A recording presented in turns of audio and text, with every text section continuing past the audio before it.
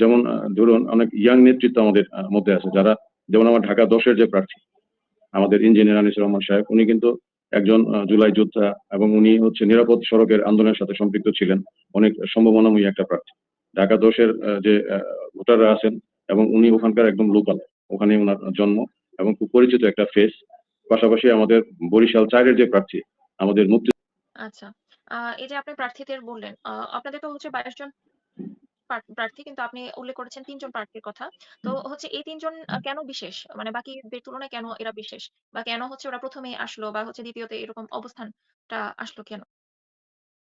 তাদের পটেনশিয়ালটা কি? অন্যদের তুলনায় কোন পটেনশিয়ালটা বেশি? যেমন আমাদের ঢাকা 10-এর আনিস ভাই এবং আমাদের জলিল ভাই, এই জি। দুইজন প্রার্থী এবং হচ্ছে আমাদের ঢাকা 4-এর প্রার্থী, এবং হচ্ছে আমাদের হবিগঞ্জ যে 4-এর প্রার্থী। এই 4-5 জন প্রার্থী হচ্ছে আমাদের খুবই মানে এবার সংসদে যাওয়ার মতো প্রার্থী ওনারা।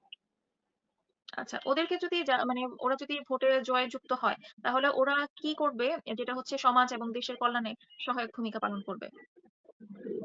যেমন দেখুন, একটা রাজনৈতিক দলের যখন কোনো প্রার্থী নির্বাচিত হয়ে সংসদে আল্লাহর